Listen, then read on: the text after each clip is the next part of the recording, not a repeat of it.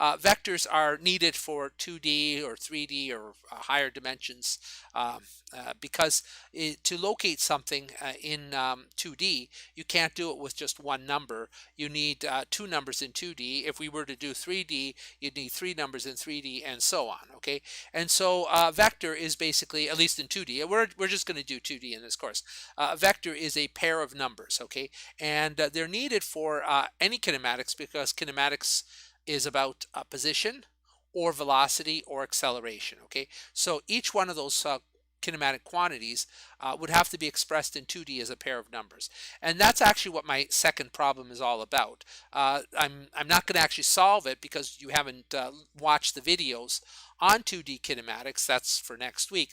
But I'm going to kind of lead into them with my second question, because the first question is just converting vectors, and you might wonder, well, why are we doing this? This just looks like plain old math. The second question kind of shows you why you need vectors, because I have a situation there which is a two-dimensional kinematic problem, and I'm going to ask you for the initial position, initial velocity, and so on. And I'm going to argue that there's no way you can specify the initial position with just one number. You'll need two numbers. Okay, so question number one is what the last video was about. It's basically converting between polar and Cartesian coordinates. So vectors in 2D, you need two numbers, but how you interpret the two numbers depends on whether you're using Cartesian or whether you're using polar. And actually, there's an infinity of different possible ways you could do that. But, for this course, we're just going to use Cartesian and polar. And so, you might have a point in your xy plane, and its location is specified in polar coordinates, but you want to convert that to Cartesian. How do you do that? Or vice versa. Okay, so let me introduce that first with this whiteboard here, and let's imagine that we have a two-dimensional plane. So this, the white square that you're seeing there could be like a field. Maybe you're looking down on a field, and I think actually in one of your labs, you're going to go out into the park, and you're going to use a compass, and I think you're just going to pace things off. You're going to locate objects in the park by just walking around in there, okay? And so, how do you do that? Well, if you go back to I guess it was my second lecture where I introduced general 1D kinematics. I had that car driving down the road, and I said, if I ask the question, where is that car? You answer it by saying, where is it with respect to some reference point, like a tree, okay? And so you put the origin at that tree, and then you say, where is that car? And you could say, well, that car is at 3 meters or 5 meters. You only need one number, because that one number specifies, how far from the tree the car is. But in 2 dimensions, you can't do that. So again, just imagine that you're looking down at a plane here, and this is like your x-axis like that. Okay, so you're going to place an x-axis down here, and here's the y-axis. Oh, that's terrible. Let's try that again. There's your y-axis there like that. Okay, and there's a point. And I guess here that the origin, there's some reference. Like, I don't know, maybe you can imagine that that's like a tree, okay? And you say, okay, that tree is going to be my origin, and then some direction is going to be your plus x direction, and then some other direction perpendicular to that will be your plus y direction. And suppose you want to locate this point here, P, somewhere in the xy plane like that, okay? And let's do polar first. For polar, I would tell you how far away from the tree it is, okay? And that's r. All right, so there's r. It's just a measure of how far away from the tree it is, and I'll label it as r. But if all I give you is r, that's not good enough, because, I tell you it's, say, 10 meters from a tree, but is it 10 meters this way, or is it 10 meters over there, or is it 10 meters that way, or is it 10 meters that way? I mean, there's an infinity of different possible directions, and so I not only have to tell you how far it is from the tree, but I got to tell you what direction you want to walk. And the way we do that is we take the plus x-axis as a reference, and we measure an angle starting from the positive x-axis here, counterclockwise, until we get to the R line there like that, okay? And that is theta. That's the angle theta like that. Now, the way you can imagine this is just imagine that, say, the plus x-axis is kind of like the hand of a clock, and the hand will turn, but it turns counterclockwise. So it starts along the x-axis and then it turns until it gets to r, and whatever angle it turns through, that is your angle theta. And I think, without trying to prove this with any depth, I think intuitively you can understand that if I tell you how far you have to walk and I tell you the direction in which you have to walk, it's easy to not easy, but you'll find that point P. Okay, you'll uniquely specify that point P. Okay, this is polar. Let me switch to blue and I'll show you how you do it in Cartesian. So here, actually let me do it in green. Here's the point P, and if you draw this dashed line here, this is a projection down to the x-axis like that, okay? And where it crosses the x-axis, that's the value x like that. All right, so basically you just drop a perpendicular line to the x-axis. That line is perpendicular to the x-axis like that, and wherever it crosses the x-axis, that's your x component. Okay, and same thing for y. You draw it over here like that towards the y-axis, and wherever it crosses the y-axis, it's y. And now if I give you x and y, I have again uniquely specified the position of the point P. So imagine you're at the tree here, and I tell you walk a distance x, and you say, okay, I'm going to walk a distance x here like that along the x-axis, and then you stop, you turn 90 degrees, and you travel a distance y along the y-axis, and then you'll also wind up at the point P like that. Okay, so those are two equivalent ways of specifying where that point P is. And if I give you r and theta, you ought to be able to find x and y, and if I give you x and y, you ought to be able to find r and theta. Okay, so that's what our first problem is about. It's going to be converting r and theta to x and y, or conversely, x and y to r and theta. Okay, and well, let's start here. So the question says state the quadrant. Now you don't need that when you convert from polar to Cartesian, but you'll definitely need it the other way. But for practice, we'll do it for all of them. So state the quadrant and convert the following, obviously the other form. Okay, so let's start off with the first one. And the first one is converting from polar. Polar is r and theta, and I give you r and theta, so you're going to be converting away from polar to Cartesian. And the formulas for that are quite simple, actually. And they're like, there's no ambiguity about them at all. You just plug in and solve, or crunch them through your calculator. Okay, so here's the formula. Actually, maybe I should just, before I give you the answer, let me just show you the formulas. The formula x is equal to r cosine theta. All right, and you know everything on the right hand side because you know r. I give you r and I give you theta, and then you can calculate x. And for y, it's y is equal to r sine theta. Give you theta, give you r, and you can calculate y. Okay, and there's nothing more to it than just plugging in. Okay, so for the x, plug in r is 7 like that, theta is 35 like that. Okay, and crunch it through your calculator and you get 5.73. All right, now just a few things that you should be careful about here. In this course, we're going to need radians sometimes and degrees sometimes. For these problems, we're going to be working in degrees. Okay, so on your calculator, make sure that you switch to degree mode and not to radian mode. Otherwise, you'll get the wrong answer. All right, so that's the first thing. The second thing is you know how to do this on your calculator, because some calculators are different. Okay, and I could show you the calculator that I have here on my computer, my virtual calculator, but it might be different than yours, and so make sure you know how to do that. Like on some of the newer calculators, all you have to do is type 7 times cosine and then 35 in that exact order, and it'll work. But on some of the older calculators, you have to punch in 35 first, then cosine, and then multiply it by 7. Okay, so if you don't know how to do that on your calculator, I can show you, but it would have to be during one of our Google Hangouts. Okay, so there's the answer. Oh, I'm looking at what's going on here.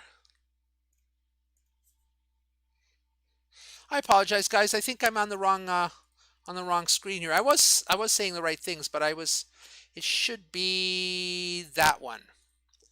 Okay, they're similar because I was cutting and pasting, and I think when I switched over to the other window, it might have switched over here. But anyhow, it was the same material. I was just like pointing to the wrong screen. Okay. Anyhow, I have r is equal to x is equal to r cosine theta. Substitute r is 7 and then 35, and then that's going to equal 5.73. Okay. And same thing for y. If you do that with the y value here, you're going to get that like that. Okay, and so there it is. That's the first one. Okay, now I also asked for the quadrant, and the quadrants, maybe we should just quickly switch back to the whiteboard here, and I'll show you how the quadrants work very quickly.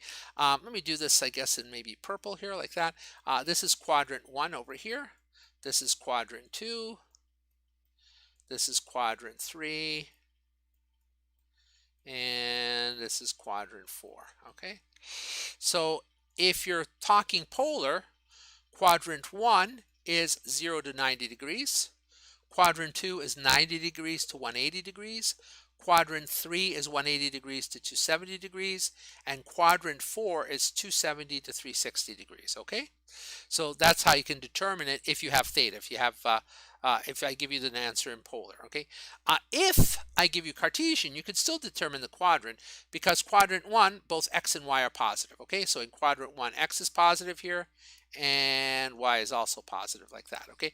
In quadrant 2, x is negative and y is positive. In quadrant 3, they're both negative. And in quadrant 4, x is positive and y is negative, okay? And so that's what's going on if you're with the quadrants, if you're working in Cartesian. Okay, so let's go back to our questions here, and I ask state the quadrant for that one. Okay, so that's between 0 and 90, so this is in quadrant 1. Okay, quadrant 1, you expect both x and y to be positive, and in fact x is positive and y is positive, and so this is a good check, okay, to make sure that the answer worked out. All right, so let me look if there's any questions in the chat here. Guys look all right. Okay, let's do number 2. So in number 2, I have r is 3.5 and theta is 225. 225 is quadrant 3. Why? Because it's bigger than 180 but less than 270. All right. The formulas are the same. Okay, nothing mysterious. Okay, like that. And if you just plug in the numbers, let me do that. You get this answer here, and you get that answer there. Okay, so I hope I'm not going too fast. I'm just cutting and pasting because I don't want to waste your time, punching away at my calculator here. But I'll just go over it slowly. So I have x is equal to r cosine theta. R is 3.5. Theta is 225 degrees, like that. And if I work that out, I get negative 2.47. There are more decimals, but like in this course, I'm just rounding off always to 3 significant figures. Same thing for y. It's 3.5 times the sine this time, sine of 255. And that's going to give me actually the exact same number. Okay. And is it in quadrant 3? Yes, because in quadrant 3, you expect both x and y to be negative, and they are. Okay. Now, I want to start showing you some patterns in sines and cosines. Here, you notice that both the x and y values are exactly the same value. And you go, well, why did that happen? I mean, it's got something to do with the angle, but why is that the case? And so here's a little pattern that you should see with sines and cosines. Okay. Cosine of 0 degrees is 1. Okay. So that's something you can memorize. Cosine of 90 degrees is 0, like that. Okay. Sine of 0 degrees is 0. And sine of 90 degrees is 1, like that. Okay. And what you notice is that the cosine starts at 1, and as you go up to 90, it decreases to 0. Conversely, the sine starts at 0, and as you go up to 90 degrees, it goes up to 1. So they go in the opposite direction. They're actually equal to one another at 45 degrees. So cosine of 45 degrees is equal to the sine of 45 degrees, and they're both equal to 0.707, like that. Okay, and there's some more decimals there, but again, I'm just rounding off. Okay, and at this point you go, well, what's that got to do with 225? Well, it's this. Anytime you have an angle which is a multiple of 90 degrees, the sine and the cosine are either going to be 0, 1, or negative 1. Okay, so like if you have cosine of 0, you've got 1. If you have cosine of 90 degrees, it's 0. If you have cosine of 180, it's actually negative 1. So whenever you're at a multiple of 90 degrees, you're going to be either at 1 or 0, or with a sign there, like possible plus or minus sign.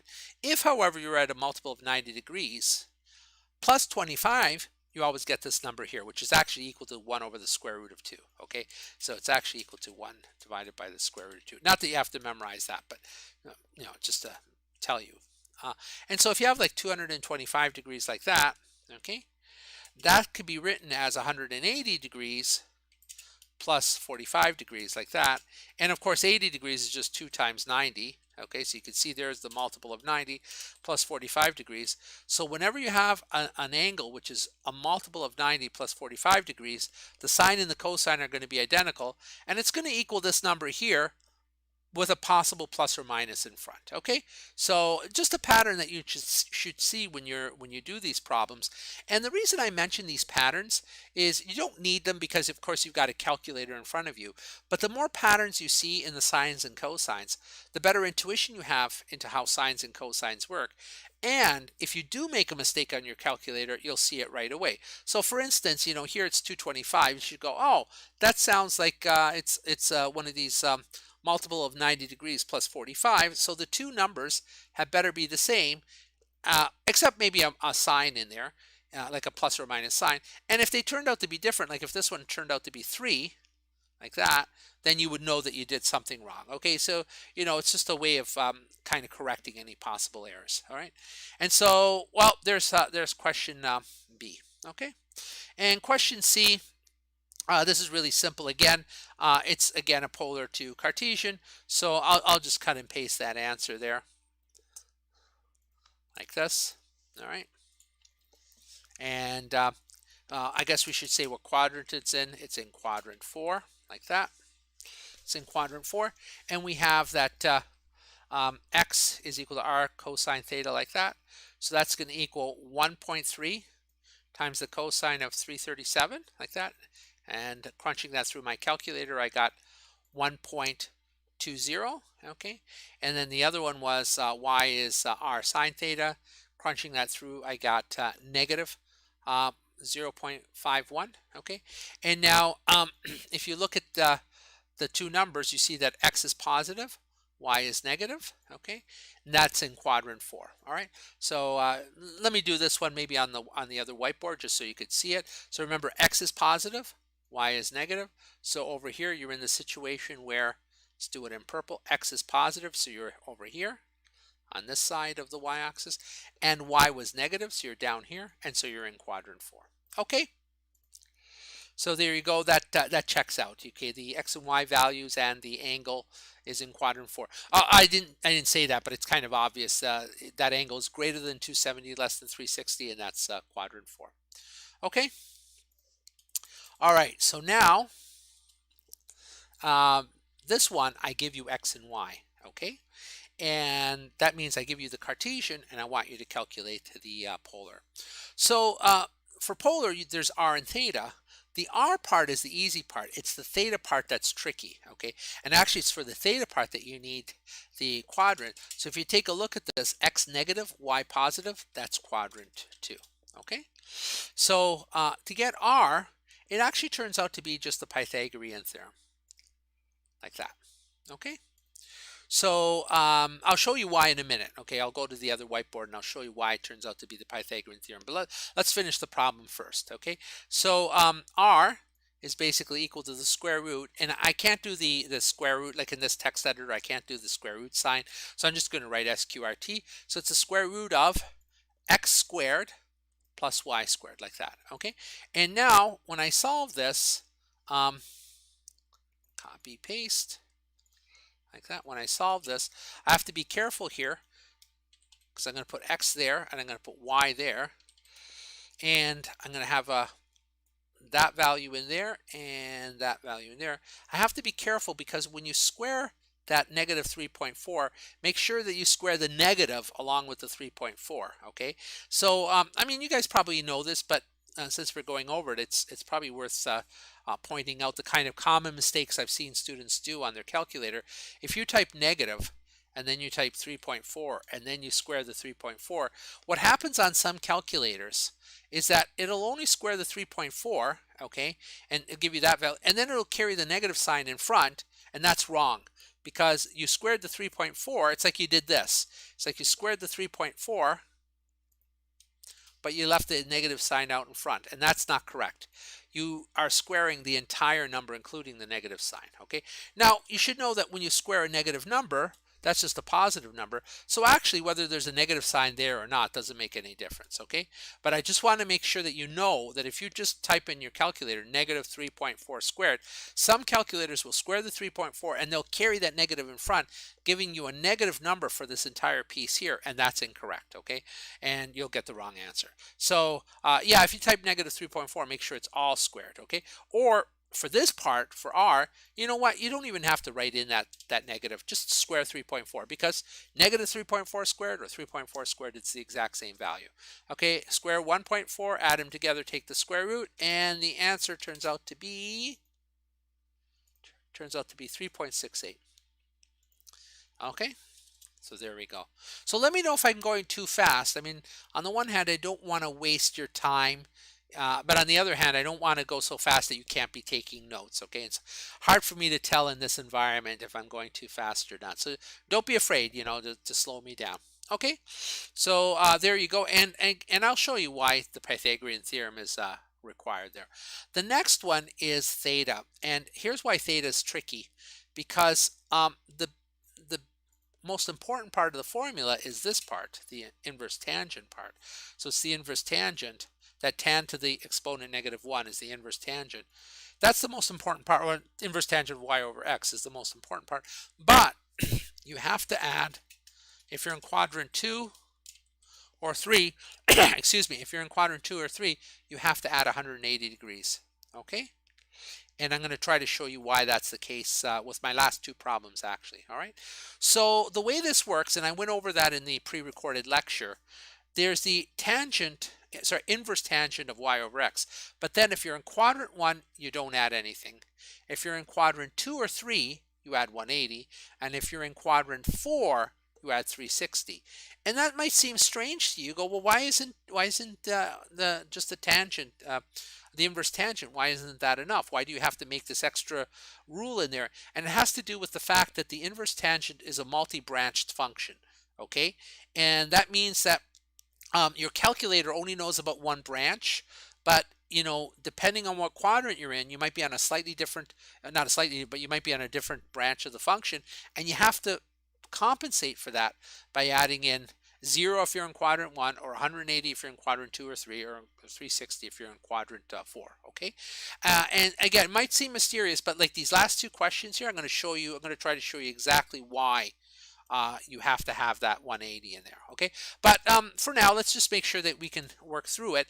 You have to know how to do inverse tangent on your calculator, okay? And be careful, that's not take the tangent and then the reciprocal of it. It's like on some calculators, it's like a button, like you have to press this button called inverse and then tangent, like that. It's actually a function all of its own. It undoes whatever the tangent function does. So it's the opposite of the tangent function. Okay, so there's the formula, and here we have to substitute in for y, and we have to substitute in for x, and the sign is critical here. So y is 1.4. So for y, we'll put in 1.4 there like that, and for x, it's negative 3.4 like that. Okay. And so we get the inverse tangent of 1.4 divided by negative 3.4, okay? And just crunching that through my calculator, I got the following. I got, well, I don't know why I rewrote all of that, but there you go. I got 158 degrees, okay? It turns out that when you do the inverse function, the argument here is negative. It turns out to be a negative number, and so that's why you get a number less than 180 degrees, okay? Quadrant 2. You expect your answer to be between 90 and 180, and it's 158. Okay, so there we go. All right, let me take a look here in the chat. Okay, let's do the next one. Next one for r, it's the same formula. Okay, and we're substituting in for x and y next. All right, like that. Whoops, I got a. Okay, so there's 1.7, so it's 1.7 squared. There's negative 2.2, there's negative 2.2 squared. The negative being squared along with the 2.2, and you should get an answer of 2.78. Okay, now what quadrant is this in? So this one is x is positive, y is negative. That is quadrant 4. Okay, like that.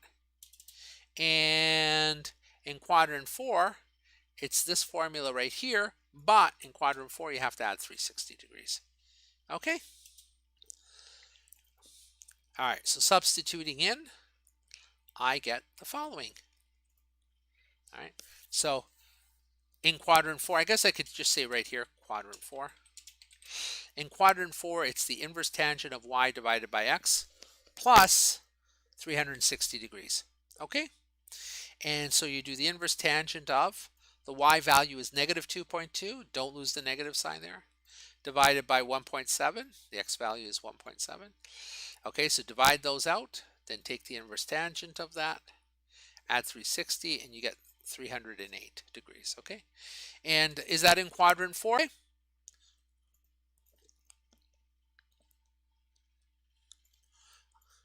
Uh-oh.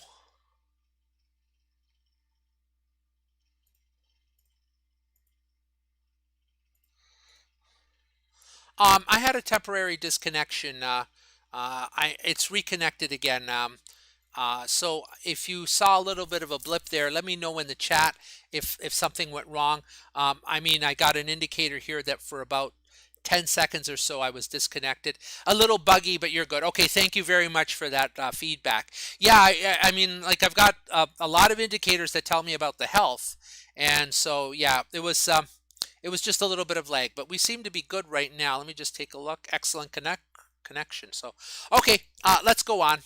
All right, so this next one is meant to try to show you why you need that the 360, and I'll do that on the other whiteboard. But there's also the Pythagorean theorem, so I'll do both of those together in a minute.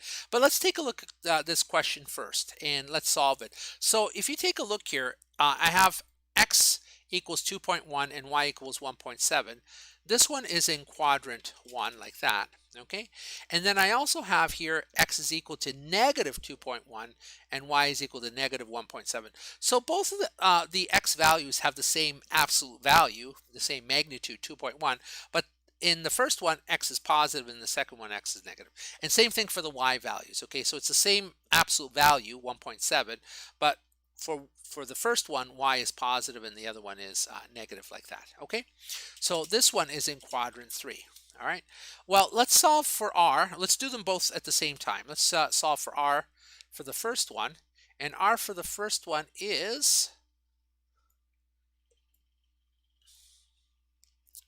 r is equal to the square root of x squared plus y squared.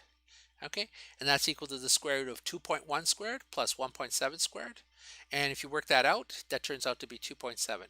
If you do this for the second one, you get the same answer, because it doesn't matter that it's negative 2.1 and negative 1.7, because when you square negative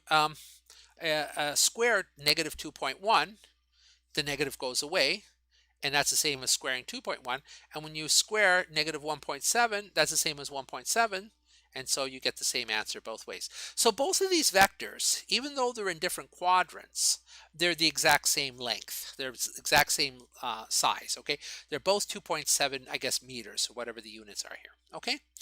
Let's do the angle, all right? And the angle for this one is going to be the inverse tangent of y over x. And because we're in quadrant 1, we don't add anything. So you could think of it as add 0 degrees, but you know, adding 0 degrees is nothing. Okay, so you have the inverse tangent of y over x, and if you substitute in the numbers, you're going to get inverse tangent of 1.7 divided by 2.1, okay? And that's going to give you 39 degrees, okay? So there's the angle for the first one, and it is in quadrant 1. You expect the angle to be between 0 degrees and 90 degrees, and it is, okay? So that's working out. Let's do it for the next one, okay? So for this one, it's this formula here, but now you're in quadrant 3, and in quadrant 3, you're supposed to add 180 degrees, okay? But let's do this carefully. Watch what happens to just this part of it, okay? So yeah, the 180 is there, but let's put it to the side for a second, okay? And now let's substitute in the numbers that we have, okay? So there it is, okay? For y, I'm going to substitute in negative 1.7, and for x, I'm going to substitute in negative 2.1 like that, okay? And now you'll notice that you have a negative number in the denominator here and a negative, sorry, in the numerator and a negative number in the denominator. But, you know, when you have a negative divided by a negative, the negatives cancel, okay? And so what I could do on the next line is I can just take out the negative signs there like that, okay? And now you'll notice that this value right here, inverse tangent of 1.7 divided by 2.1, is exactly the same as in the previous question, okay? So if you were to crunch this through your calculator, what you would get here for this piece there is that 39 degrees, okay? If you had forgotten that 180 there, you would have gotten that theta is 39 degrees, which is in quadrant 1, not in quadrant 3, okay? So these two vectors, this one here and this one here, they're actually off by 180 degrees. And you're going, well, why didn't the tangent function by itself not see that? And it's because you have this ratio y divided by x, okay? So if y is negative and x is negative, that formula is not going to be able to tell the difference between that situation and where y is positive and x is positive. So if x and y are both negative or x and y are both positive, you get the same answer out of that formula. And so it can't tell the difference, just this piece of it can't tell the difference between quadrant 1 and quadrant 3, okay? As a result, you have to manually say, oh, no. You know, I know these negatives are going to cancel, but I'm in quadrant 3, so I got to bring in that 180 degrees there like that, okay? So that's what's going on there. All right, last thing that I'll do, so that solves that problem. Last thing that I'll do is I want to show you why Pythagorean theorem comes out. I know that I did that in the pre-recorded lecture, but now that you've seen it here, let's see how that works out. So let me switch back to my whiteboard there like that. And let's look at that triangle, okay? And I'll actually etch it out in red. And my diagram's getting a little bit messy, but let me make this base of the triangle here, okay? Extra thick red, and that, of course, that's x, okay? Then the height y is along here, but you could also just make this height here y, okay? And this is a right angle triangle with two sides x and y, and the hypotenuse is r, okay? So you have a hypotenuse r of a right angle triangle with x and y, sides x and y, and Pythagorean theorem says that r squared is going to equal x squared plus y squared. Okay, there you go. There is the Pythagorean theorem coming out of that triangle. So that's how you relate x and y to r. And of course, we don't want r squared, we want r, so we just take the square root of both sides. And that's why to calculate the r from x and y, you just use r is equal to the square root of x squared plus y squared. Okay?